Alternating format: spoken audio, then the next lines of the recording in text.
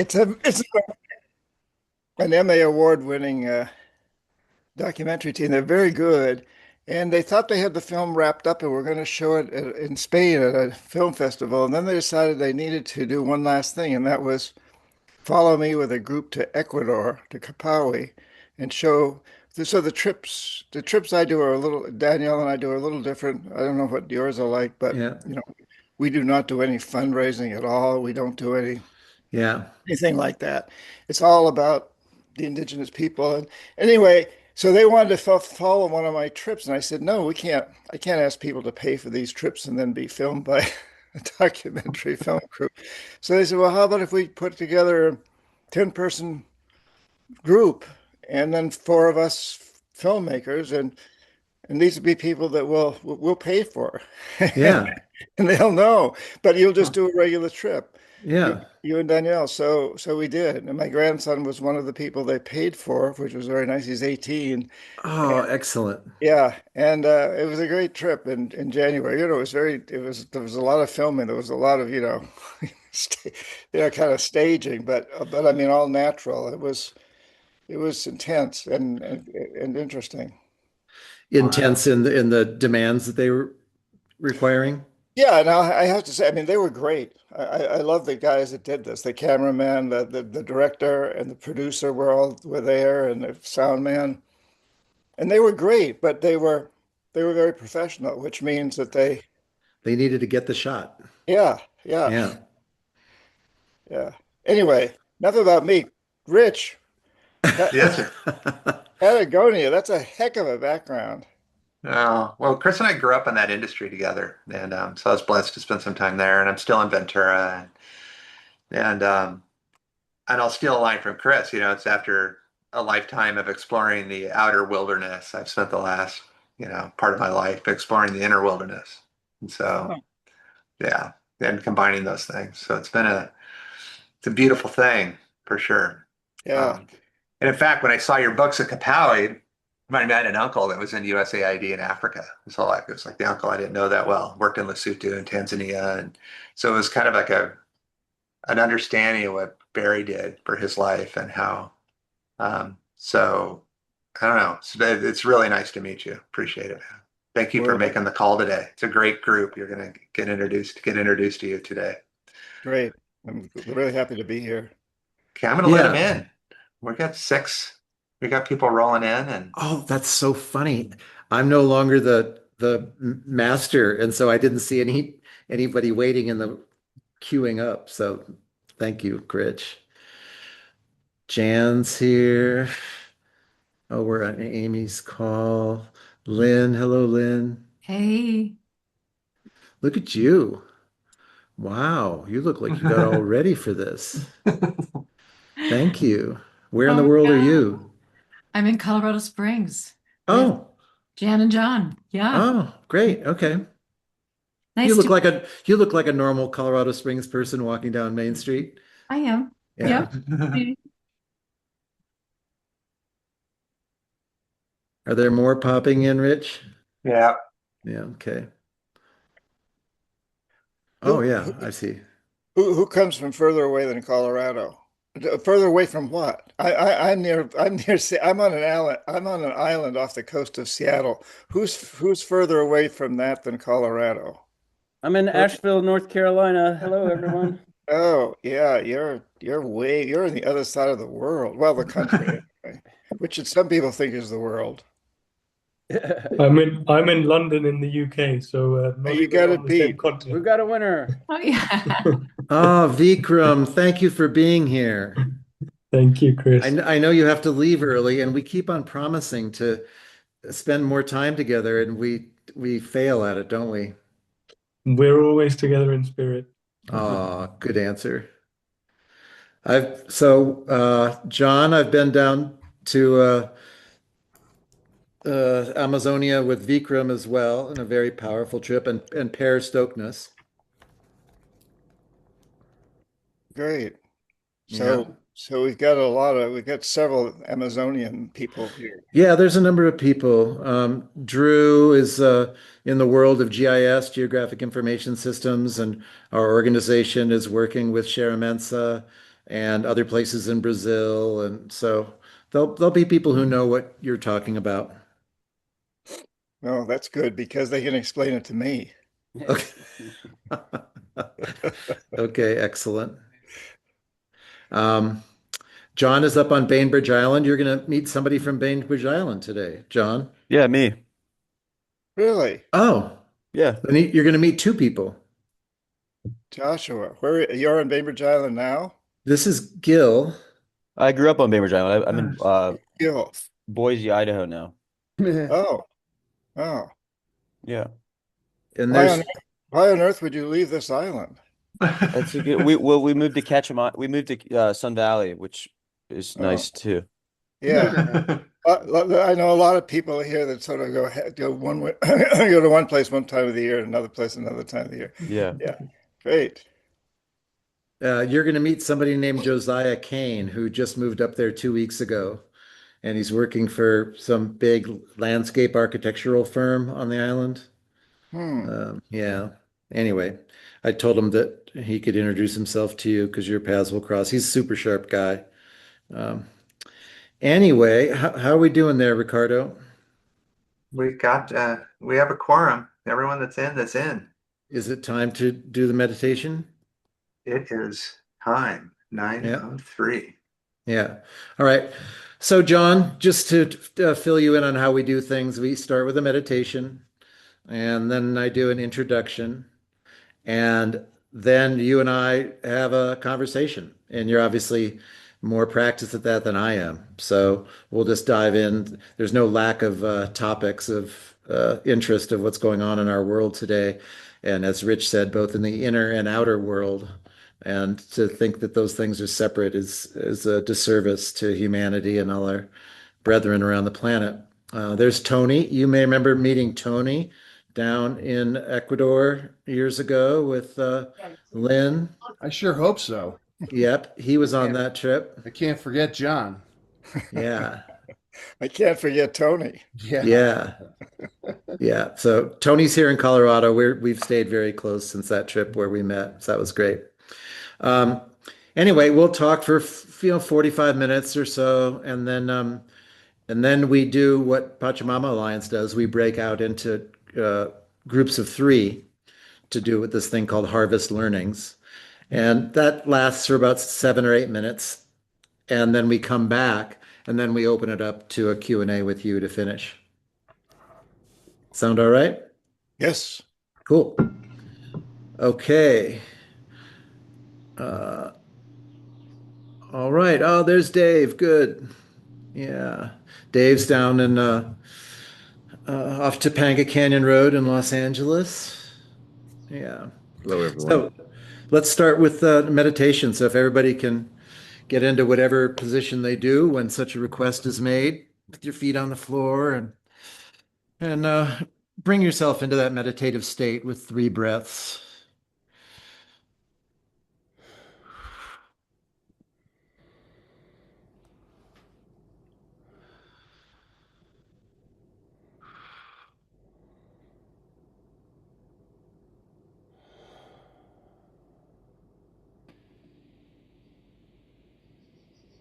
And in that practice of breathing, we join the universal symbol of in and out, up and down, dark and light, hot and cold, the rhythmic reciprocity of the universe, which happens as small as the atomic level and as large as the galactic level.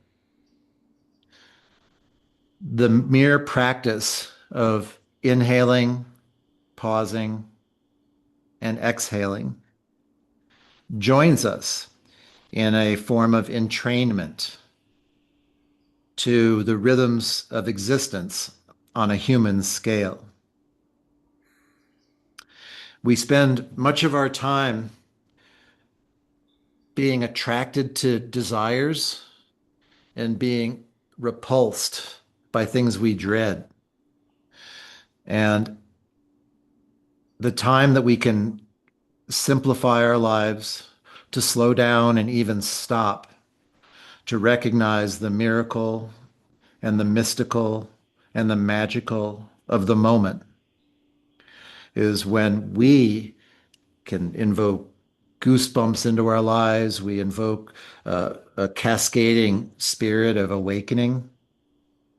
And it's with an invitation like this that we welcome all of you who have taken your time today to be here, and John from up in the Pacific Northwest to share this time together.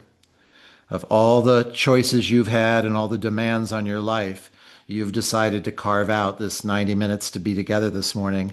And I believe that this is part of the homeopathy, which will move our world towards the more beautiful world we all know is possible. So, with your next 3 breaths, invite your best self to our time together. Expanded you.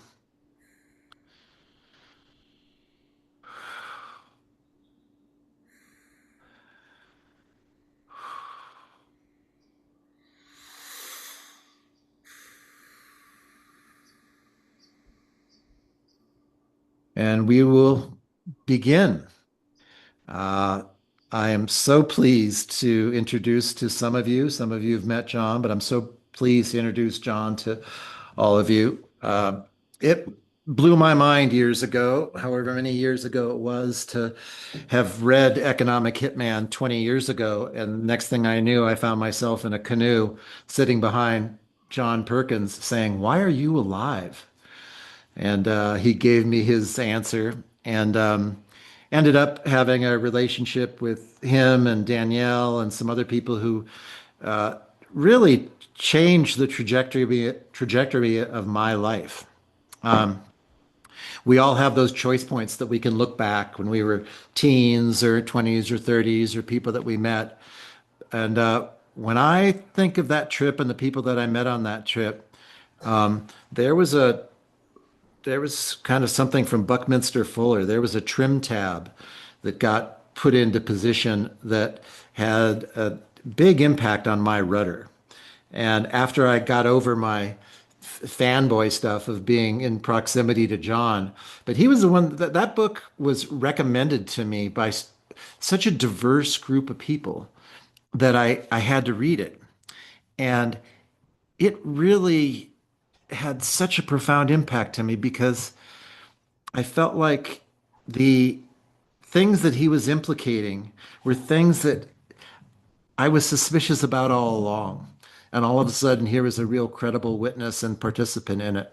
So today's not going to be all about economic hitman. John is one of the most widely diverse and deep thinkers and feelers I've ever encountered in my life. And it's a super pleasure to have you here, John. So um, I would like to start briefly with you kind of talking about your life in those choice points. Like as you were growing up and now you look back with a clearer 2020 view, what were the moments that you went, and that's when it shifted, and that's when it shifted? Because you've had some profound shifts, more so than almost anyone I've ever met. So welcome, John.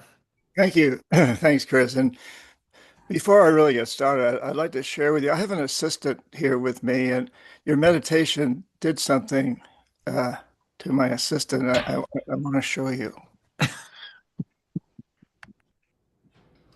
Just oh, but I wonder who else I put asleep. Well, he just woke up, but I've got a Yeah. female cat around here too. She's going wild. But anyway, that's my fan group, 2 cats. Um, so it really started for me as a person, a young boy growing up in New Hampshire. My dad was a teacher at a boys' boarding school, so I spent the first 18 years of my life living with a bunch of boys.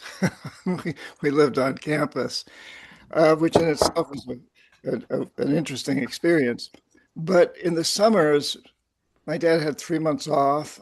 We spent it at a little cottage on a lake in the woods of New Hampshire that I still own. My grandfather built 100 years ago. Uh, And it was a very lonely existence for me. There were no other kids around. I'm an only child. My parents had their own projects. So I spent most of the time in the woods talking to trees. and the trees were my friends. And I didn't realize, I didn't tell people about this because when I ever mentioned it, people said, well, that's not right. My parents didn't say that, but anybody else would have. And then, and I had a great fascination with my ancestry there that had come over in the 1600s and settled in these forests and learned from the Indians about how to survive on the land. That fascinated me. I read every book I could find about that. And so after I graduated from business school, I joined the Peace Corps primarily to avoid the draft, which Vietnam draft was on then, and asked for the Amazon because I realized that was one of the few places, if not the only place in the world, where people still lived so close to nature. And I wanted to really experience that. So that was a huge experience. And the Peace Corps did send me deep into the Amazon with the Shuar. And once I got there, sometimes I thought I'd made a big mistake and should have gone to Vietnam instead, uh, where people would have spoken English, and I would have been. Anyway, it was a phenomenal experience. And then after I got out of the Peace Corps, after 3 years, I spent 3 years in Ecuador. I went back to what I'd been trained to do in business school. I became an economist, chief economist at a consulting firm, an economic hitman, thinking that I was doing the right thing. That's another story. I'm not going to go into the detail right now, but I can. Believing that what I was doing was helping poor people around the world, which later I would discover was a lie. We sell that idea of what our foreign aid does. And some foreign aid does really good things. I don't want to knock foreign aid completely, but the aspect I was involved in was really about exploiting other countries. And eventually, after 10 years, I quit that and went back to the Amazon and said to the people, the Shuar people who I'd lived with, and they'd actually saved my life at one point. I was dying. A shaman saved my life, asked me as payment to become his apprentice. So I'd had that incredible experience for several years. And I go back and say, hey, I want to help you guys save your rainforest. I know they're under attack. And at that point, they said, well, that's great. That's a really good idea. But if you want to save these rainforests, don't try to change us. Don't come here and change us. Go to your people and change them. It's they who are destroying the rainforest and the rest of the planet. It's your oil companies, it's your lumber companies, it's your beef companies. But really beyond that, it's the dream. It's the dream you have that that requires oil and minerals and beef and land and lumber. But change the dream of your people. But if there are a few people who want to come here and learn more and learn how to go back and change your people, bring them. So I came back to the States and founded a nonprofit called Dream Change. And we were extremely successful at taking groups of people to the Shwa. I wrote 5 books on shamanism, and began to get some really interesting results and experiences of people having these experiences on the trips. And then the Achwa, through Danielle Cooperman, asked me to come and spend time with them. Uh, and when I'd been a Peace Corps volunteer, the Achwa were officially uncontacted. They were further out than the Shuar. They're neighbors of the Shuar, and further out, officially uncontacted. But now Danielle has been one of the first people who had been my partner with the Shuar, Danielle Cooperman, and he'd been one of the first people to actually spend a lot of time with them. There had been several missionaries that had gone in, so they weren't entirely really uncontacted, but officially they were uncontacted. Make that distinction. And so I go into the Achwa, and they asked me to help them uh, the same way the Shwa had. And I feel like I've got my hands full with the Shwa. I can't take this on. And to make a long story short out of this, I contacted Lynn Twist, and together we put together a group of people. Uh, we went down. So I brought this message out from the rainforest, the famous message that the Pachamama Alliance talks about, a message from the rainforest. I'm the one who brought it out. And we took a group of 8 people, plus my daughter, who was 12 at the time, plus Danielle. I mean, there were a total of 12 of us, but eight participants that ended up donating $120,000 at the end of the trip to start a new organization, which became the Pachamama Alliance. That's the nutshell. So earlier you said that you've been spending all your time going to conferences and doing, speaking engagements and so forth.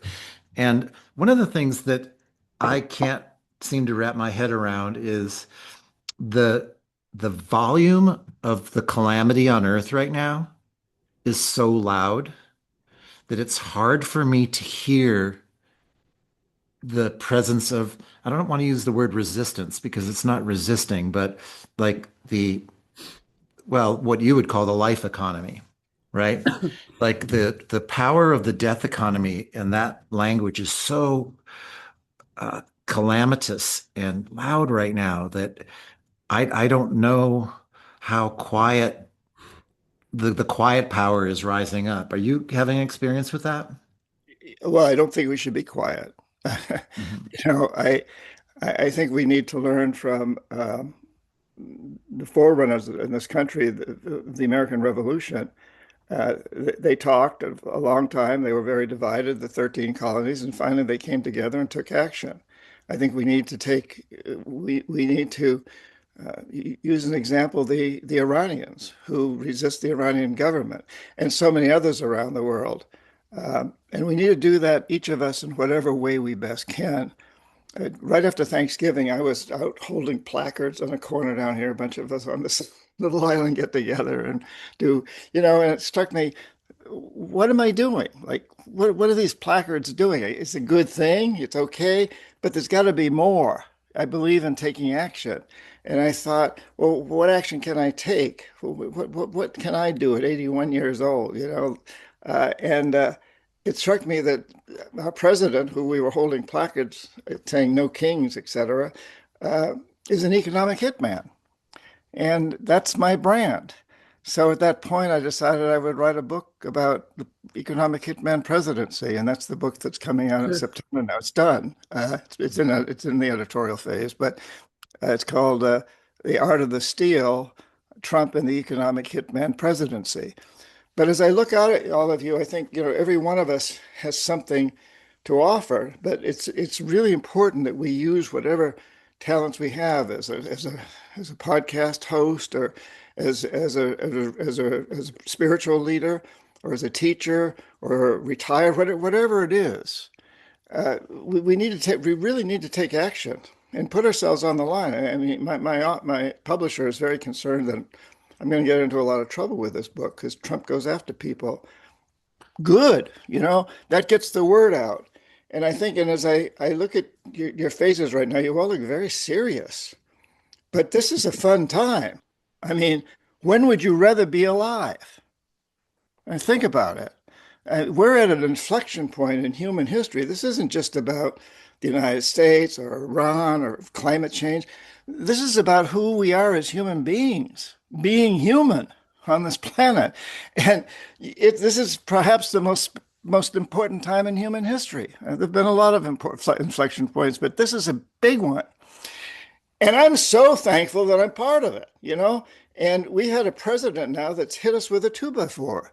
I think Trump has given us the greatest gift possible, and that is he's shaken us awake to look at ourselves the way most of the world has looked at us up until now, and still does look at us.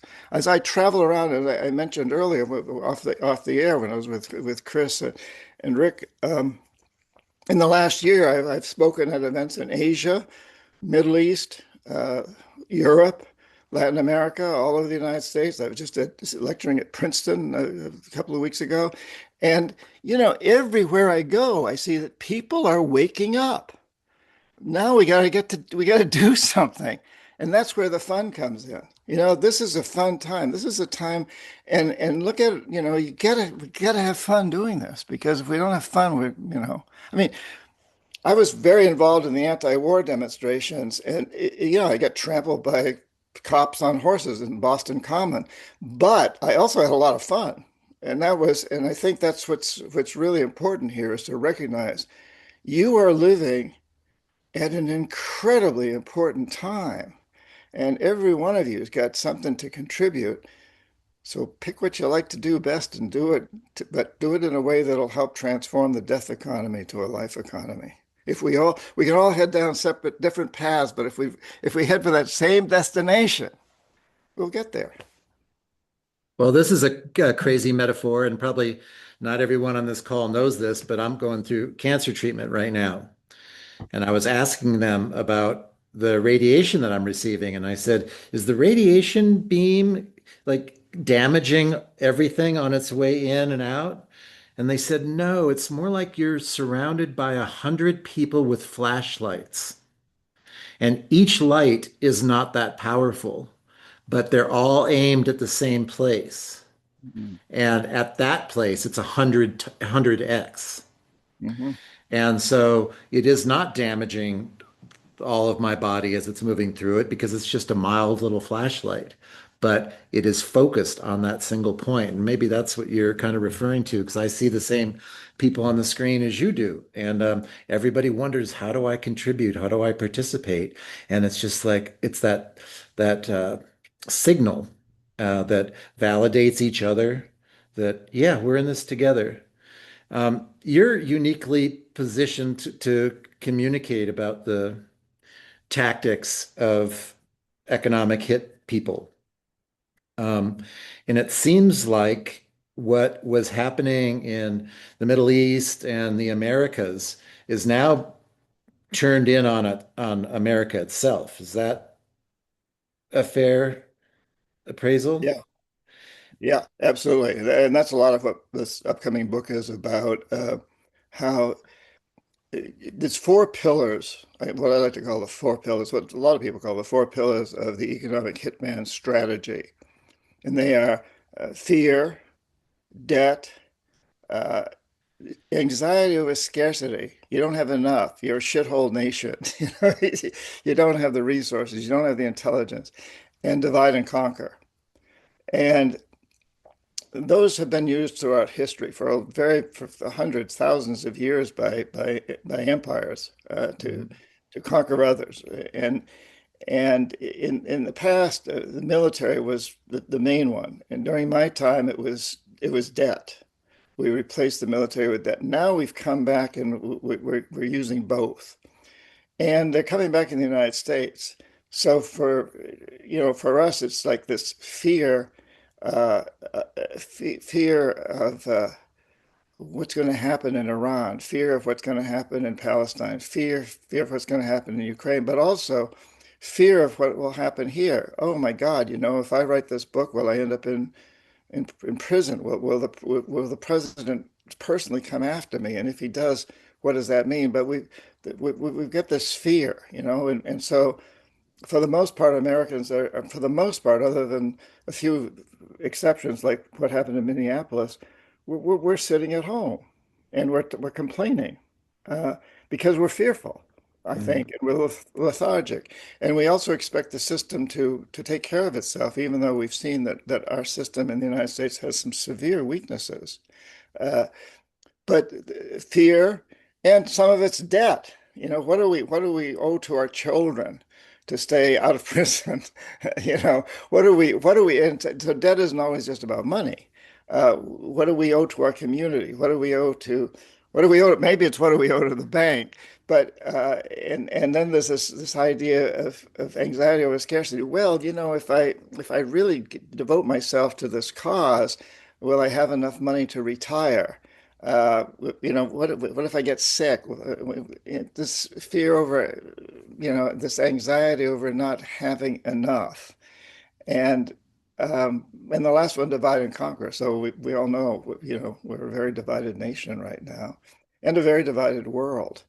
And so this whole process of exploitation that typically has been used against other countries, and that was my job as an economic hitman, was to use all those four pillars to get resources for the United States and to basically expand the American colonialistic way of life, call it an empire. Uh, but yes, in recent years, and especially under the two Trump administrations, we're seeing those things used increasingly here at home to place all of us in an area of fear, debt, anxiety, and division. Mhm. I don't know about anybody else on this call, but one of my frustrations and um, helplessnesses is about feeling complicit. And I'm here on an Apple computer. I have a Netflix account. I have an Amazon Prime account.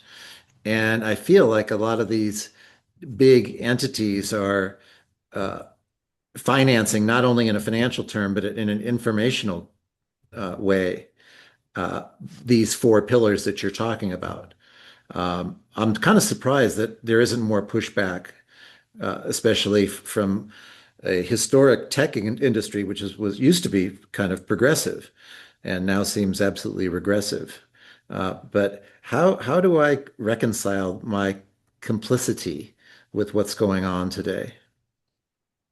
I think, Chris, that's it's a very individual and personal uh, question, and we each have to look at it in our own way. That's what I was looking at as I'm holding these placards. I'm out there doing something, Mhm. but is this all I can do? You know? Yeah. And yeah, we're seeing that across the board. Look at big corporations, billionaires for some reason give in to this dictator who's running our country, who's trying this this attempted dictatorship. It hasn't quite reached that yet, and there's a lot Yeah. of kickback. And today, now the courts are kicking back. There's a lot of kickback. But how is the best way to for each of us as individuals to really take that on? And we look at the cowardice of the high tech CEOs and of the universities, quite frankly. I mean, they've been giving in, most of them. Our whole educational system has been giving in. And we're all part of that. So yeah, we're complicit in this. Mhm. So ask yourself, what can I do? And and you might want to ask yourself, what is it I most fear? And then do that, which takes you into that fear. Another book I wrote, Touching the Jaguar, which comes right out of the Achua and the Schwa, is the idea that if we fear something, if something's holding us back, and it's like a jaguar standing on in front of us in the path, won't let us pass. And if we run from it, it'll chase us. But if we go out and confront it, you don't really want to touch a real jaguar, but the visionary jaguar that you see on a vision quest, yeah, you touch it and it gives you the energy to change your perception. And it's perception that drives us all. Perception molds reality. There is no reality except as we perceive it. There are no corporations. There's no the United States. There's no Ecuador. There's no religion. There's no culture except as when enough people accept that perception and codify it into law, it has a huge impact on reality. But that's also true for us as individuals. If you perceive yourself as living in fear, or maybe you don't perceive it as fear, but if you perceive yourself as wanting to continue like this because your children depend upon you or whatever, you need to look at that perception that's keeping you from really following your conscience, and go out and say, so what is it I can do to follow my conscience? Mhm. And that's the most satisfying thing in life. Well, thank you. Chris, I'd like to add one more thing, and that is Yeah. a few years back, I took a group of 30 people to Ladakh, which is an Indian protectorate, uh, used to be part of Tibet. And it's a long story, but as a result, we ended up being invited by the Dalai Lama to spend an afternoon in his home in northern India, Dharamsala. And we spent the afternoon with him in his living room, just my group and him and a couple of his assistants. And one of the people asked him, they said, there's this person who's advocating that we all take 15 minutes off on a certain day around the world and pray for peace. What do you think of that, Your Holiness? And the Dalai Lama says, well, praying for peace is great. Meditating on peace is really good. But if that's all you do, it's a waste of time and probably a distraction. Because if you walk away from meditating or praying for peace and say, I've done my job, uh, you've done nothing. You've got to take action. He likes the word daily. He says, you've got to take daily action, and who is a better model of that than the Dalai Lama, who meditates every day for a long time and then goes out and writes hundreds of books and travels around the world speaking. So I think this is a really good lesson that yes, let's keep talking about the things that are wrong, but let's go way beyond that, each one of us, and do what it is we can do best. The Dalai Lama doesn't take up a gun. He doesn't go out in the streets and throw stones at embassies. He writes and he speaks and he sends out the message. Every one of us can do what we do best. If you're a carpenter, you use sustainable materials and you plant trees for every tree that you cut down. But you also tell all your clients, look, this wood on this frame here and all my cabinets and so on, it's sustainable. And you listen, client, you may pay a little bit more for that, but it isn't a cost. It's an investment in the future for you and future generations. Every one of us can look at these things and bring a new perception to our lives that'll make our lives richer. Uh, Thank you for that.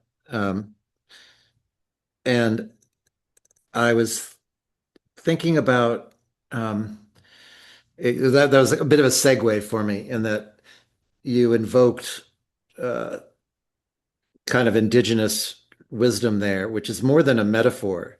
There's actually ways that they live. And in my time down there, I remember being told, go take this back.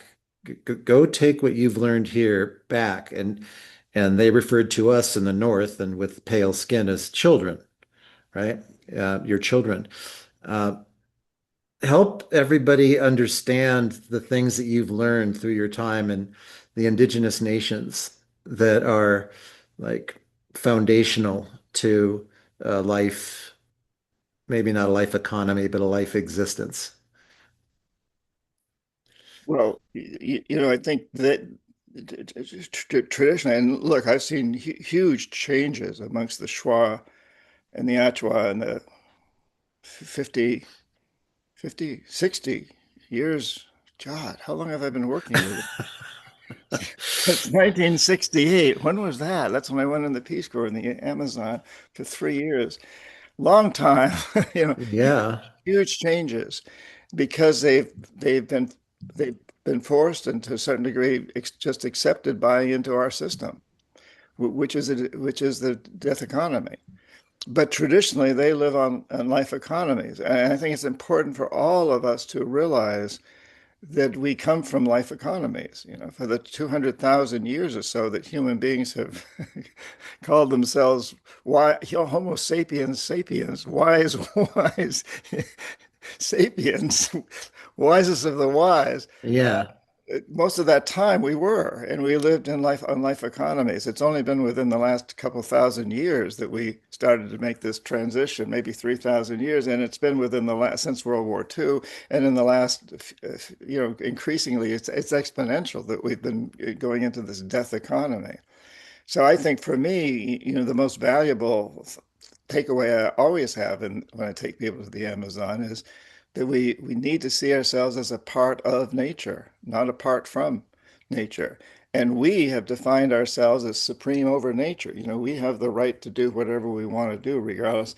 The earth won't strike back. Well, that's pretty stupid at this point for anybody not to think that the earth can strike back because she is striking back. Maybe striking is too strong a word. She's nudging us. And, it often occurs to me, maybe we got to go, you know? maybe the experiment hasn't worked. The dinosaurs left, but they're still here in our back of our brain someplace. And we kids all love dinosaurs, and our whole dinosaur, we've got the dinosaur DNA to a certain degree. So anyway, I think, you know, Chris, I like to think, and I don't idolize indigenous people. There are wife beaters, there are killers, there are crazy ones, there are mean ones, and there are great ones and wise ones.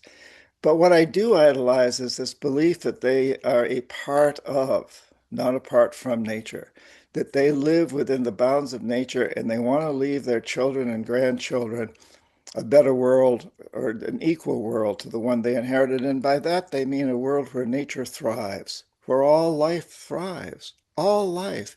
And that's the life economy, to move from an idea that we have to maximize materialistic consumption and corporate profits to a world where we maximize long-term benefits for all life. And we pay people to clean up destroyed environments, to recycle, to come up with new technologies that don't ravage the earth. We've been moving in that direction until the last few years. Uh, Solar and wind and electric cars and all of that's been based on this philosophy that we need to live within the bounds of nature. We've been moving in that direction. We just need to move a lot further, and we've taken a step back under the Trump administration, and I don't think Obama did much of a good job at it either. But it's time to continue a trend that started, I guess, back in the '60s, really, when we really started to understand these things. So you just wrote your first novel, is that right? Yeah, that's right. And I'm And and I'm working on the second one now, which is what I really, really love to do. I love to write, yeah, novels. man, you are productive. Is the theme of that novel what we're talking about today? Yes, it actually takes place in Guatemala, in Tikal, which is one of the Mayan cities that I take people to every year, and I love, and it's got a shaman in it. But the woman, I'm a woman, and I'm the writer as a woman, which is very, very interesting. And the author of the book, if you look at it, you won't find it under John Perkins. It's under J.P. Moody. Moody is my middle name, which was my mom's Oh, maiden. My partner, my wife, my partner says it defines me well. I don't think that's true, but it was my mother's maiden name. It's an old New England name. Anyway, so she's the youngest member of the U.S. Congress, and she goes and studies with a shaman in Tikal and has these remarkable experiences. It's called A Message from Pleiades, because many of the Mayans believe that they get all their information from Pleiades. And of course, it begs the question, where does information come from? Where do the thoughts we're having right now come from? And that's the indigenous people explore that all the time. That's the spirit realm. Where do ideas come from? And do they come from Pleiades? Do they come from God? What is God? Do they come from electrical synapses in our brains? Where do these thoughts come from? And so the book really explores that and also gets into the life and death economy and the way that the Mayan people look at that. And it's only digital. I self-published. I didn't want to go through a publisher, unlike the book that's coming out in September, which is my regular publisher. But and it's only available in digital. You can get it on wherever you buy books, but not under John Perkins. J.P. Moody. J.P. Moody. Yeah, Jennifer. Aha, excellent. Well, thank you for that. And that was very Um, interesting too to write as a woman, and it doesn't involve. There's no real gender issues in terms of this. No sex or oh geez, I shouldn't have said that because now nobody's going to want to read it. But it it sort of anyway. I've said enough about that. yeah. One thing that's happening nowadays is seemingly to me anyway, the proliferation of psychedelics into modern American culture. For some of us, it's been around for a long time, but really, it's only been around since the 50s, and laws are being changed, and it's not just mushrooms, but it's psilocybin and iboga and ayahuasca. And what do you think about the influence of these medicines into our culture today? Well, I think they've always been a part of the human experience. You know, I think all of our ancestors had experiences of these kinds of one form or another. There's a lot of evidence that points toward that. But beyond the evidence, I think there's a lot of inherent knowledge that the plant world has been a very powerful influence on human beings. And that's reemerging, not just through these plant, as you call them, medicines, and that's probably an appropriate title because we're a very sick we're a very sick civilization at this point. But you know, I'm a vegetarian now. I've only been that way since the pandemic, but uh, and part of that is just the recognition of the power of plants. And I don't want to. I look over at my cats and I think, God, would I want to kill that amazing soul? You know, I have a great relationship with these cats. I talk to them all the time, and they talk back on many levels.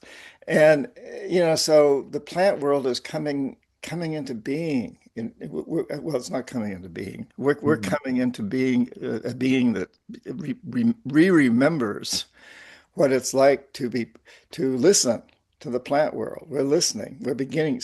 Many increasingly numbers of us are listening. We're using plant medicines of all kinds, not just the psychedelic ones, but the homeopathic medicines. And vegetarianism is becoming a big thing, and people are really understanding this, and I think that's just absolutely wonderful. And part of that experience is the plants that take us into altered states. I think we have to be careful with that. I get very disturbed by people who tell me that they've taken ayahuasca 10 times this year. How many times have you taken it, John? Well, I tell them the last time I took it was 10 years ago, and I'm still working with that plant. It's that these plants become part of us as a relationship. And there was a time when I was a Shuar shaman that I took it much more frequently. So I'm not opposed to that, but I get concerned that I think people are using it as a social addiction. There's an ayahuasca ceremony this coming Saturday over in Seattle. Why don't you go? Oh, I did one 2 months ago. Well, it's time to do another one. That kind of thing. And I think we have to be careful not to see these plants as a silver bullet. They're part of a growing consciousness of what it means to be humans within this whole system. And they are a part of that. One question, I mean, this is a great opportunity because over the years, I think, oh, I wonder what John thinks about this. Um, I do. I say the same thing. Yeah. I wonder what John thinks about this. Yeah. Uh, Well, I actually say I wonder what Jason thinks about this. Jason was my dad. ah. Anyway, and my So what, I don't know what caused the shift in you from EHM to moving on a path of making amends. well, I believed in what I was doing for the first 7 out of 10 years that I was doing it. I'd come out of the Peace Corps. I was told I learned in business school, and the World Bank still says if you want to help a poor country, give it a huge loan using the resource that we happen to want as collateral. And the loan then goes to pay our corporations who know how to develop things to build big power plants and highways and ports that increase GDP. And the statistics show that that works. And I believed in it. So I believed in what I was doing. And then about 7 years in, Omar Torrijos, the head of state of Panama, takes me aside and says, "Hey, John, don't you realize that you're being lied to? You're lying to yourself. You're lying to the world. Uh, GDP only reflects how well the very rich are doing. the majority of people aren't really part of GDP. It's the very rich and the international corporations. And GDP per capita, which I always thought, well, that means if GDP per capita is growing, then everybody's doing better. And he says, well, no, GDP per capita is just how well the very rich are doing divided by the number of people in the population. It's Exactly. a lie. And it is. It's one of these very misleading statistics. And it has some validity if you want to measure a certain aspect of the death economy, but it doesn't measure anything to do with the life economy. And so I realized this, and then the next 3 years I had a huge consciousness struggle. I, had a lot of pressure put on me not to quit, and also, yeah, I didn't want to believe what I knew to be true because I was making a lot of money. I come from a teacher's family in rural New Hampshire. I was I was living the American dream. I was traveling first class around the world, meeting with presidents, wining and dining in the best restaurants. I didn't want to. I thought I was happy. And Yeah. then I discovered I really wasn't happy. And and I couldn't do this anymore. And I had an enlightening moment in the Virgin Islands, and I quit. And then I devoted the rest of my life to trying to turn the system around. So I think that's an important story that so many people in that business, and I suspect every one of us does this to a certain degree. We know we shouldn't take the next airplane flight just because we want to go to some particular place that we've read about in an advertisement or whatever. Whatever. We all justify things that we know we shouldn't be doing because, well, but it's whatever. Uh, and it seems to be a part of human nature. And I think we have to be careful not to be too hard on ourselves about that, but to recognize it and then use that as an energy that drives us to taking better actions. So normally, right about now, we would break into groups, but I'm thinking today we'll just stay connected here. And uh, I guess Rich is in charge, but I'd like to open up questions from all of you for John. Um, I'm sure some things have come up for each of you. And I also have to bow out and hit the restroom. So please, Rich, I guess pressure's on you and John, but keep it going for 5 minutes. I'll be right back. Timer started. No problem. John, thank you so much. It's so good to see you and to hear your story and put it in preference. And I'll kick us off a little. Just keep this going. And as um, as I became aware of your writings and put it in context of my awareness and today's news of what's going on and shutting down USAID globally from the US perspective, like, what are your thoughts on how that's affecting the world? Like, we're hearing stories I'm hearing are about the benefits of USAID and around hunger and changing the world. And what's your story today? Has it changed from when you stepped out of your time affecting other, working with other countries in the ways you were as a hitman? Has your view of that changed at all today and what's going on? Yeah, I think there's two answers to that, Rich. It's a great question, but the first is I think it has changed quite a bit, and I can't speak from personal experience, but except from the fact that I know that a Pachamama Alliance, which I'm on the board of and a co-founder of, we lost $12 million of a USAID grant that was being used in wonderful ways with indigenous people in the Amazon to help them develop Wow. local sustainable businesses. Um, and that was a good project. And I think there's been a lot that USAID has learned. I think part of what's driven USAID to change has been the Chinese who've come along, and that their manner of development is very different. And many aspects of it are much more attractive to countries in Africa and Latin America. So USAID had to be flexible. The other side of that question is that whether USAID or not actually helps other countries, it certainly helped the United States develop relationships with other countries. And not having USAID and so many other aspects of our foreign policy there, having gotten rid of those, it really opens the door for China to make big inroads, bigger inroads than it's already made around the world, because those were a way of making friends if they were used properly. I think Wow, it's beautiful. Okay, welcome back, Chris. Oh. Dave, I see you out there. Raised hand. Take over, please. John, thanks so much for sharing what you do and the work that you do in the world. It really is exciting to be on a call with you. Um, right now we're looking at our leaders, and in this country, our leadership is putrefying in ways that are I almost think we don't want to know the whole story.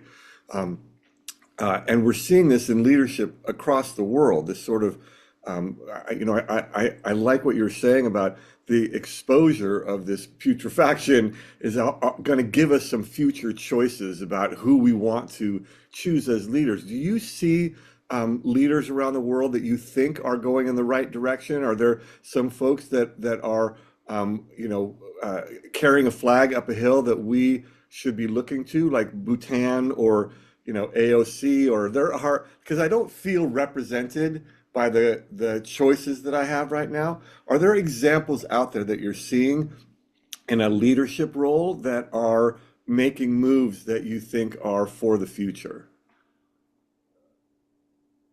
wow. The United States is in such a unique position that to think that we could take an example from another country, I think is a little dangerous because there's no other country in the world that has established a reputation that we had established after World War II, as and still. Even though I knew, and probably everybody here knew that we were exploiting the rest of the world for many years, it was done in a fairly benign way. And also, the American ideal is something that everybody wants. So I know a lot of people in Latin America that will turn to China. Every country in Latin America and Africa, almost every country now China was the number one trading partner with 70% of the world's country 2 years ago, and it's been growing since. And that's changed from the year 2000 when it was the United States. So it's been a complete change. To a large degree, that's because other countries like the Chinese model better. And they like the way Chinese loans are applied much better than the way we do it. And the fact that the Chinese do not try to impose rules on governments of other countries. But at the same time, they don't want to move to China. They want to move here, the people, as individuals. Why? Because we have this ideal that was reflected in the Declaration of Independence and the writings of people like Tom Paine, an ideal that's based on individuality with responsibility and justice and opportunity and freedom with with responsibility also. And so there's this ideal that we've never actually realized, but individuals can realize that ideal in this country, and that's huge. I think it's being I think it's being severely challenged right now by the Trump administration. But it's not just the Trump administration. This has been growing. I make a point in this new book that comes out is this is not politics. The Republicans and Democrats alike have employed economic hitman strategies ever since I was an economic hitman. Trump is the first to actually be one and manifest it and bring it out into the open, which I think is probably a good thing. It's come out into the open. And we've got to hit ourselves over the head with this idea that this is us. This is America. And whether you voted for Trump or didn't, or whether you like him or don't, the fact of the matter is you live in a country that did vote for him and he won. And what are we going to do about that? So I think for leadership, I'm kind of getting long-winded about this. We have to look internally. What can we do to be better? What can we do as a people to be better? And historically speaking, it's always been leaders. Human beings are essentially followers, herd animals, herd, not herd, Yeah. but herd, as in sheep, as in bison. Uh,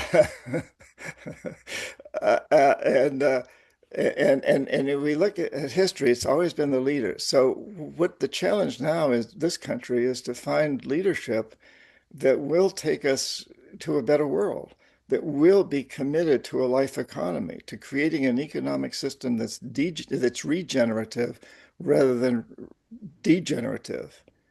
And that's our challenge. And if we do that, I'm convinced the world will follow.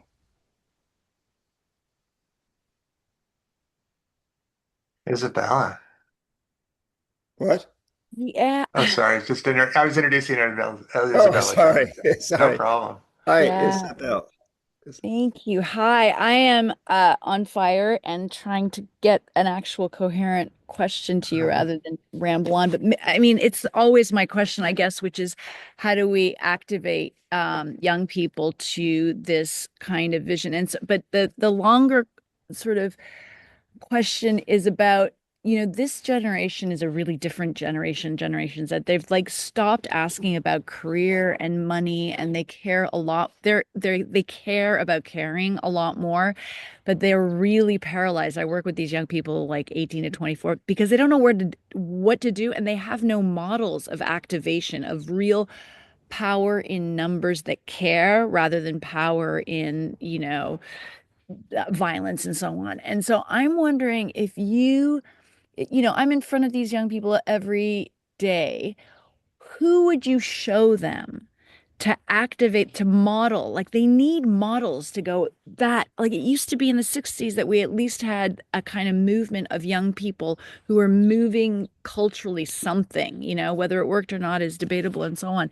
Right now, there's a lot of fear, but also a lot of just cluelessness. Like their effort doesn't feel like it's being matched by the world with the kind of feedback that they can learn from. It seems very random to me what their actions in the world, whether they matter and how they would matter. So I guess I'm just asking if there's anything in particular that the younger, I mean, it's awesome that people in their 80s are doing activism and getting out there, but I'd love to get these young people activated as well. Yeah, thanks, Isabel. That's a great question. And I have a grandson who's 18. He's a senior in high school. He's just been accepted at Berkeley and University of Washington and many other places. He's run his own business. He's hired 15 people as a senior in high school. He's done a really good job, and he's very socially oriented. He pays them extremely well, gives them a percentage of the company. He and I have dinner together. He lives near me. He and I have dinner together once, two or three times a month. And I keep pressing upon him, look, he loves business. He wants to go to business school. And yes, but orient your business toward a life economy, toward maximizing, long-term benefits. And he's doing that. And I think that's the approach. Then I just lectured at Princeton about a month ago. And I said to the students, and this is in my most recent books and my new book, ask yourself five questions. And the first is, what do I most want to do for the rest of my life? What will bring me the greatest satisfaction? And I think all of us can ask these questions, and everybody can ask these questions. What do I most want to do for the rest of my life? What will bring me the greatest satisfaction? Because if we don't do what we most want to do, we're not going to be successful. We may make a lot of money, we might, but we won't be successful. The second question is, how do I do this in a way that helps to transform the degenerative death economy to a regenerative life economy? And of course, I will have already talked about those two concepts. And the third question is, what's holding me back? What's keeping me from doing that? And I would just a couple of examples. So what do I most want to do for the rest of my life? I want to write. I love to write. I have a friend who's a carpenter who wants to work with his hands in wood. How can I do that in a way that'll transform the death economy to a life economy? I'll write about these things and try to inspire people. My carpenter friend says, well, I'll use sustainable materials. The third question is, what's stopping me? And I might say as a writer, well, I had an English teacher who said I was a lousy writer, so I don't think I can write. And my carpenter friend might say, well, as I said earlier, my clients say that they don't want to pay the extra price. So when you touch that jaguar, when you confront that thing that's holding you back, it's just a perception. It's something maybe that your parents have told you, or a religious figure, or a teacher, or somebody has told you, you know, you can't do this. You're not good enough. You're not smart enough. You're not the right gender, whatever. But when you confront that, the fourth question is, how does it change your perception? And so for me as a writer, I'd say, well, God, that teacher who criticized my writing, he never got anything big published. He didn't win any Pulitzer Prizes. Why do I listen to him? And my carpenter friend would say, well, I'm going to tell my clients that the extra price is not a cost, it's an investment in the future. And then the fifth question is, what actions do I take? Because what we realize is that perceptions drive actions, which then change reality. So I think all of us can ask these five questions frequently.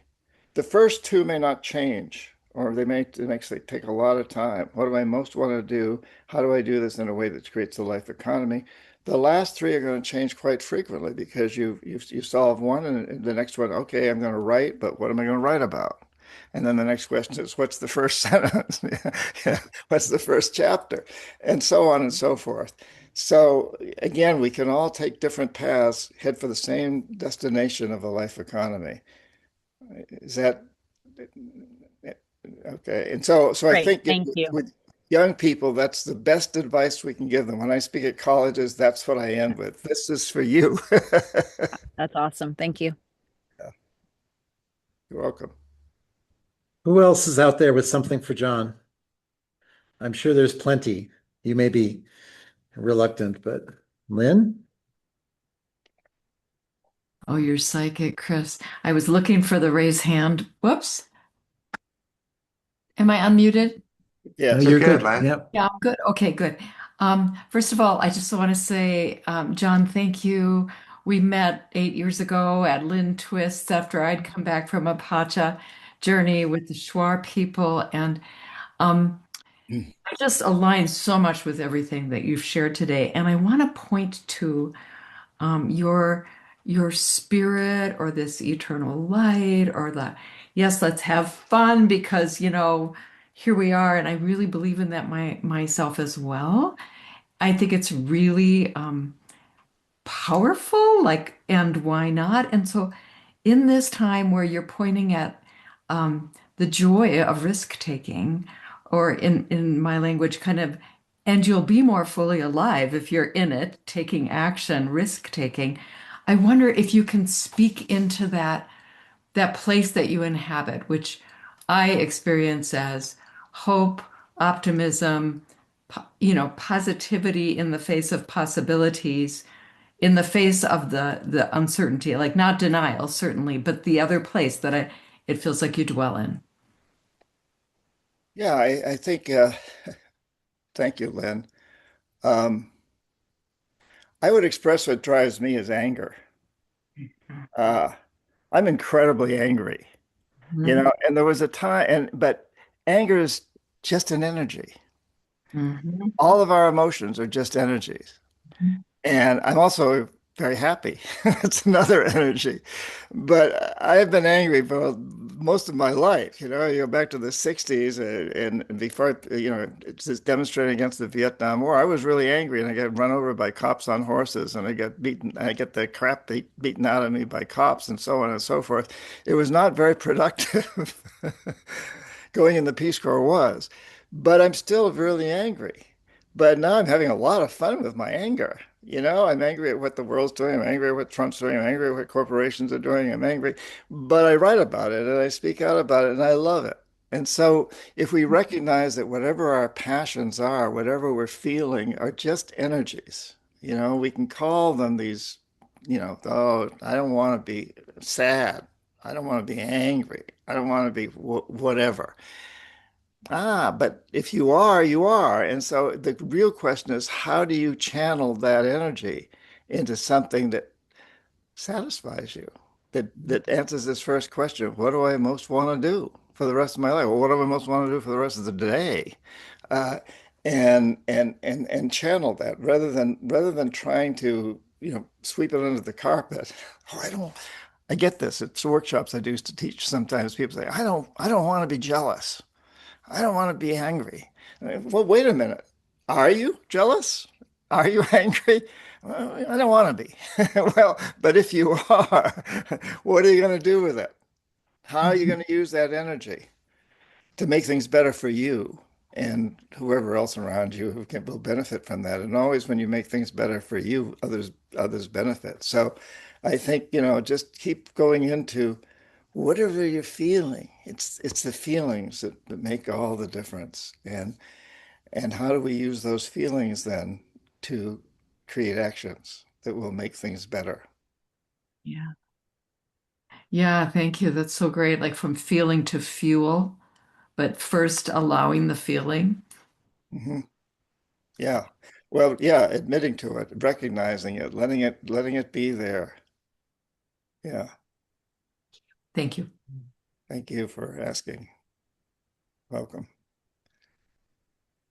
So I have a question, John, and that is you started off by talking about how you went into the Peace Corps to avoid Vietnam.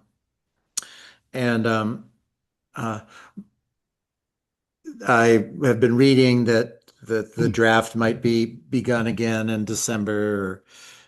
Automatic registration is happening and so forth. What do you think about national service, whether it be like the CCC or the various programs that have existed in the past that seem to be something that would allow people to look at one another and go, oh, well, how did you serve?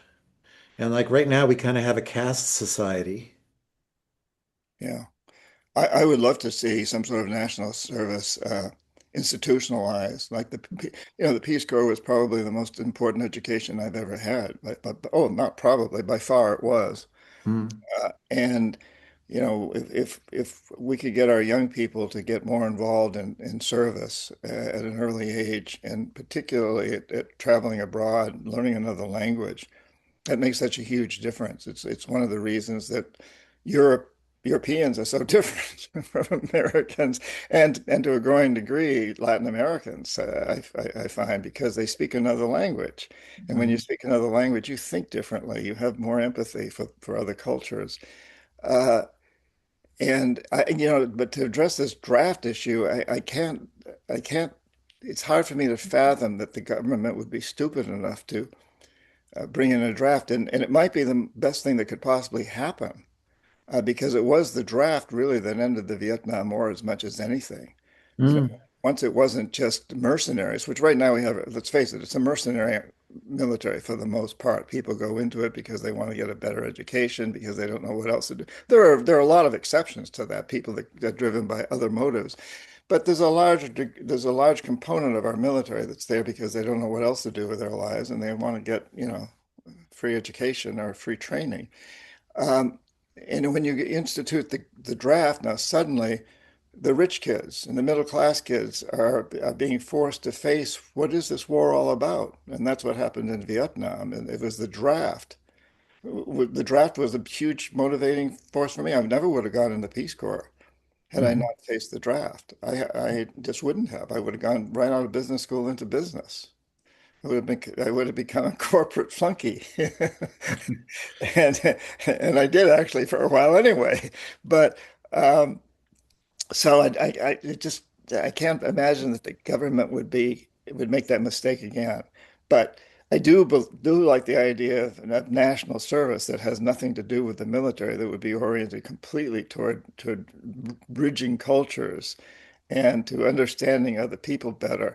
Not trying to change other people, but to understand other people, to work with them, however is the best way to do that. I think we have to be very, very careful not to try to go into other cultures to change them, rather to go in to learn from them and support what it is. The nonprofits that I've been involved with, I've tried constantly to make the point that we need to see what it is that they want. They know best. The Achwa know best. The Shwa know best. Whoever it is, the Kogi of Colombia know best. The Mayans know best what it is their need. Let's support them in that. I know I have just a cascading stream of questions for John, but I want to keep my voice quiet and let your voices come up. So please raise your hand or speak up. Eh, I'll ask another one. Unless someone else speak up. What Well, else? I do have a question, and I'm sure that this is in your book, um, but what was your epiphany, and what catalyzed it? And is there a way to make that epiphany of yours more contagious for others who find themselves in similar situations? well, yeah, that's a good question. And I should mention that I was only planning on being on here for an hour, so I've got about another 10 minutes, and then I'm going to have to get off because I've got a hard stop. Okay. Did I misinterpret that? I it came out Yeah, some. it was 90, but 60 or 70 Okay. is fine. All right. Sorry about that. We can do it again. I'd be happy. I'd love to do that again if you feel like. Great. You could Uh, be my first reprise. the this is fascinating. I'm really enjoying it. So this head of state of Panama, Omar Torrijos, planted this and thought in this knowledge in my head that what I was doing was a lie, but I struggled, as I said, with that. And then after 3 years of this struggle with my consciousness of trying to convince myself that it was okay to keep doing what I was doing, I began to realize that I was actually living on alcohol and Valium. You know, I was living in Boston. My main office was in Boston. I had an office in Tehran, Iran. That's a subject we didn't really get into, but that's a fascinating one right now for me because I spent a lot of time in Iran. And an office in Colombia and an office, part-time office in Jakarta. And I was flying around and cutting big deals worth a lot of money, and having terrible jet lag. So I'd go to sleep at night on Valium and a few stiff drinks and wake up in the morning and feed myself lots of caffeine and so on. And I realized I wasn't happy. I was living the American dream, but I wasn't happy. And then I took a little vacation in the Virgin Islands, and I rented a sailboat. I'm a sailor, and I anchored it off St. John Island and rowed the boat ashore and climbed this hill to the ruins of an old sugar plantation. And I had a six-pack of beer with me, and I'm sitting up there looking out at the sun setting over the Caribbean. I'm surrounded by bougainvillea, weaving around all these old stones, and it's so idyllic. And then it struck me that this plantation was built on the bones of thousands of slaves. And then it occurred to me, well, the whole hemisphere is built on the bones of millions of slaves, not just from Africa, but indigenous American slaves too. And then I had to admit that I too was a slaver. I was enslaving people in debt in a system, a degenerative system. And at that moment, I swore I would never do it any longer. I wouldn't do it any longer. I would devote myself to changing it. And from that vacation, I went back to Boston and went to my president's office and quit. Hmm. I wonder if there's a way to create a contagion around that. Like, I think that it's what we're already doing is helping people become aware of it. Um, the psychological challenge it almost feels is really hard for people. Like, if I actually admit that I'm a slaver, how do I reconcile that with the rest of my future? Yeah, Dave, that's a great question. I've asked myself that so many times, and being in a position where I am speaking at universities and other things, the answer I've come up with is not to address that directly, maybe to tell my story, I often do in the process, but then to encourage people to ask those 5 questions, taking the position of what do I most want to do for the rest of my life? What will give me the greatest satisfaction? And I had to realize that even though I thought I was living the American dream, I wasn't doing what I really wanted to do. I wasn't happy.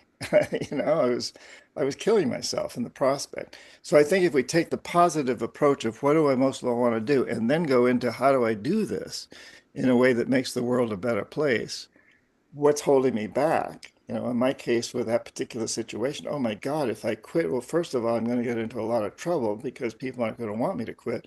But second of all, oh, I'm no longer going to travel first class around the world. I'm no longer going to have this great salary. I'm no longer going to be a partner in a very successful company.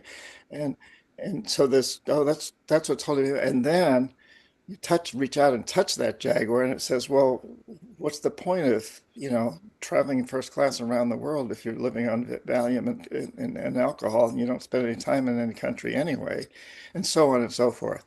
So I think if we can take that positive approach of what is it you really want to do, um, that may be more successful than trying to point out to people that what they're doing is wrong.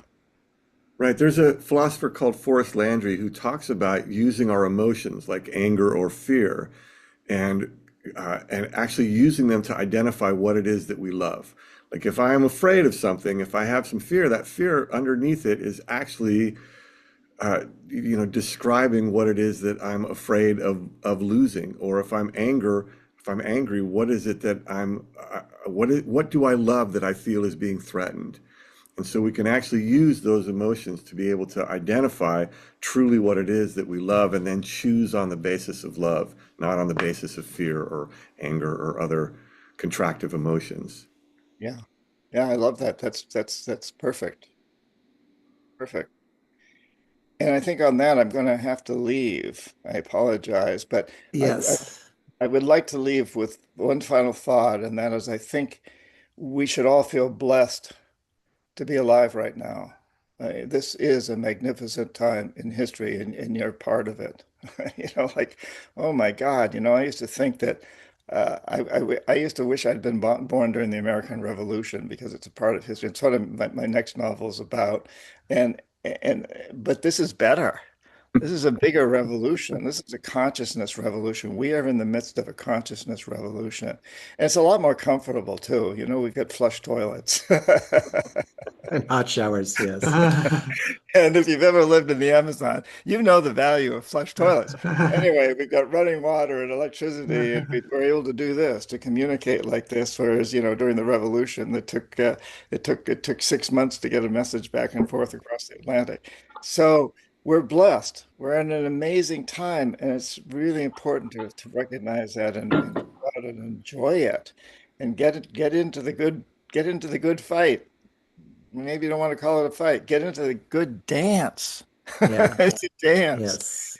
So thank you guys so much for Thank you so much. this Hey, money. thank you, John. Thank you for the stories. Thank you for the generosity of spirit. And who knows, you may be hearing from me to do another hour with you on current events coming up. So we'll Let's be do in it. Let's talk. touch. Yeah, let's do it. And incidentally, read my last newsletter about Iran, which I is, did. you didn't get a chance to get into that. It's on my website, johnperkins.org, under blog. I'll make sure everybody gets it. But yeah. All Okay, right. bye-bye. Thanks so much, John. Thank you. Thank you. Well, we got 10 more minutes if anybody wants to hang around. And obviously sign off if you want to. But I've been looking forward to this time with John for months. And it finally happened. And I really appreciated the moments of levity and the moments of emphasizing joy, because I do believe that's part of the homeopathy that's required in this difficult, challenging time. And he finished it up. He started that way and he finished that way, and it was beautiful. Does anybody have any observations they want to share or learnings? My question to the end for him was one of my biggest lessons in traveling down there. And Gil, I'm looking at you, like all those, like when we went on a trip together and all the discussion about awakening the dreamer and the importance of our dreams. And yeah, I think when I was traveling, I was in that moment, I couldn't process it. Like it didn't make sense. And it's making more sense to me now. And I wanted to ask like how that has manifested in his life, spending so much time at the shore of the Ashwar, and how he's carried that back, because that just keeps resonating with me as a question. Not I don't have the answer. Like I don't have what that is, but I was and because it was such a powerful lesson, and I just remember people like, "What'd you dream last night?" I'd say, "I don't remember my dreams," and they would just be so disappointed in me. They would just be so like shaking their head. And I so want to ignite that in my life, and I have moments of that. But that's where I wanted to hear from him. So maybe there is another call there. I have just two little reflections. I appreciate very much being witness to Chris's epiphany. Maybe not the moment, but certainly the result when you just put your breakfast plate down on the table and said, "I'm leaving Mountain Hardware." I can't be selling jackets and tents to people when there's more important things to do. So thank you, Chris, for sharing that and bearing witness to everything that's come since. The other was 20 years ago, sneaking up onto Temple 4 in Tikal, and it turns out there were 5 or 6 other people that did the same thing, and we bivouacked up on the temple above tree line, listening to the howler monkeys under a full moon. And everybody's like, "Hey, you want some mushrooms?" I'm like, "No, oh, this is already exactly where I need to be." It was like a full trip without anything else. And then the security guys know everybody did it every night back then, and they'd come up once you were asleep and ask you for money, or they say you got to leave until you finally figured out how much to pay them. So anyway, thanks for letting me share. Thanks, Drew. Thanks for the story. How about some other voices? Gil?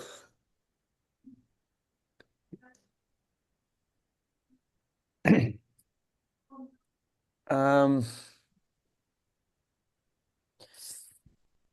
his playfulness strikes me and lingers. I've uh I've been in a bad mood. I think I've been afraid. I've been uh stressed, and I've been looking for a kernel to grasp onto. And and instead of giving me a kernel, he made the whole thing he just reframed it in a useful way for me. Calling it a dance, um, talking about how this is a beautiful time to be alive, is a good reminder for me. Absolutely. Amen. I mean, we've all heard the phrase that we live during interesting times, and there's no doubt about it that this may be the most interesting time that the human consciousness has ever had to deal Yeah. with. And here we are. And that's Yeah, what IWN is about. you say it, and then it happens, and you're like, oh, fuck, That's Like, not that yeah, way. yeah, exactly. Yeah. Yeah. I Yeah. also want to appreciate you, Gil, for being here because we need young voices on these calls. So thank you. I just wanted to share the privilege of being here today. It has been really good for my soul. I was reminded of those of us who have seen Hamilton, the Schuyler sisters say how lucky we are to be alive right now. And I loved when John tied the time of that American Revolution to our time of this consciousness revolution and the great joy in just doing something, like just he was so lovely and it's like do your way. You do you kind of, but do something. And yeah, the blessing of that, just the blessing of this moment, this chance to be together and what a privilege. What a Yeah. privilege. So Yeah. thank you. Yeah. Thanks, Jan, my friend who's here and invited me, and Chris, I just really appreciate this morning. Thank you so much, Lynn. Lovely to have you here. Yeah. Well, I'm not usually the guy that calls on people, but I love, hearing your voices, Joshua. I was just feeling some stokage for the upcoming gathering. Some stokage. Yeah. I'm really pumped to gather with hopefully many of you at our retreat. So, reverence, here we come. Let's As do I this. as I put on the WhatsApp page, we had 7 new people in the last 48, 60 hours. So, coming out Yes. of the woodwork. So great momentum. We got like, 20. I was shooting for 20 and we're up into 26, 27 now. Yeah. And that's the point of it. I mean, that's the big picture, right? We have this great opportunity to speak on Zoom. We're across the world. Isabella's in France and Drew's in North Carolina. And this is an absolutely wonderful tool. And things are going to happen within 90 minutes of our arrival that just doesn't happen with the over these digital tools. So for those of you who are coming, I see a few of you, Mary and Tony and others on the screen. But when I first conjured this IWN thing up, it's like, no, this can't be a purely online thing. And we get to know each other in the months of these conversations. And the breakout sessions do facilitate it, but sometimes I like just the flow of Q&As. So anyway, uh, thank you for the stokage. I have it too. And I really got pumped in the last few days at this flurry because, I'm more concerned about cancellations, like, oh shit, something came up and all of a sudden, boom, I'm in, boom, we're in. Yeah, so it's great stuff. Uh, Mary, I know you don't want me to call on you, which is why I am. Mm, um, And Al, you're next.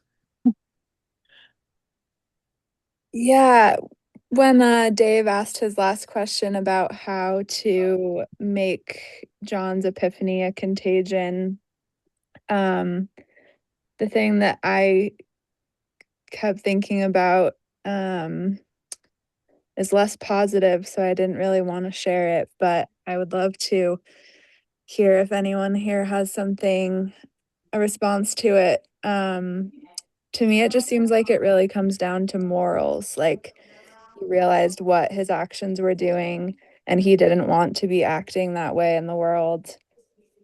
And it seems like there are plenty of people who don't really care that they're part of the death economy, that they're enslaving people or putting countries into debt. And so I guess my question is like, I feel like people who are drawn to the life economy and who are interested in caring for the world are drawn to people who have the same set of morals and want to change things.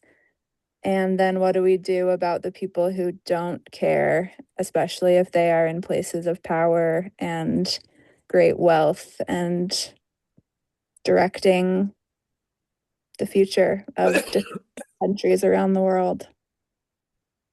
Thank you, Mary. I appreciate hearing your voice, and Mary will be there in Utah, so some of you who are coming will get to meet her. She's an incredible artist.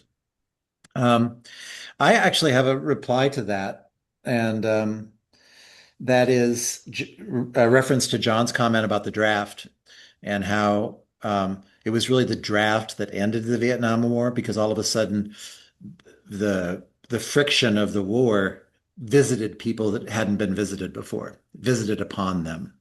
And like, wait a minute, not my daughter, not my son. Oh, that's different.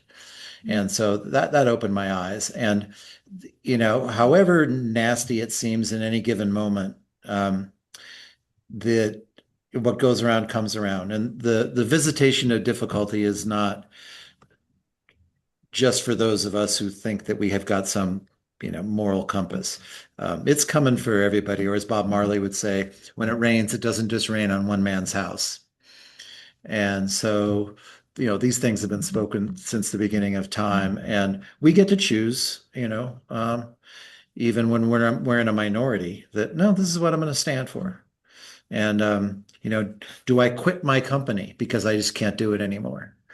If you work for Monsanto or if you work for a police department that is incompatible with your beliefs, and instead of thinking how are we going to survive without the paycheck, it's like we'll find a way, and we cease supporting those things. So I don't know, Al, what you got?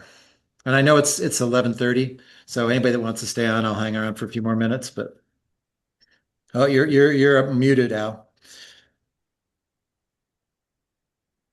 I'm just thinking about younger people. I'm going to send the transcript of this to. Yeah. I mean, it seems to me people are at different places Yeah. along the path. So people say, what does it do you to go out to a no kings rally? Well, if the flip is from 0 to 1, from inaction to action, that's huge. And Yeah. we all have our next step. So, I mean, that's what I've been thinking about lately. So, Yeah. Thank you, Al. Well, unless anybody's got a burning desire, let's wrap it up. Thank you all for staying till the bitter end. Anybody got anything to finish on? All right. Thank you, Al. Thank you, Rich, for coming through. Thank you, Lynn, for being here, and all those who've already signed off. So, uh, it warms my heart to participate in this thing. So thank you. Thank you. Thank you. Thank you. Yeah.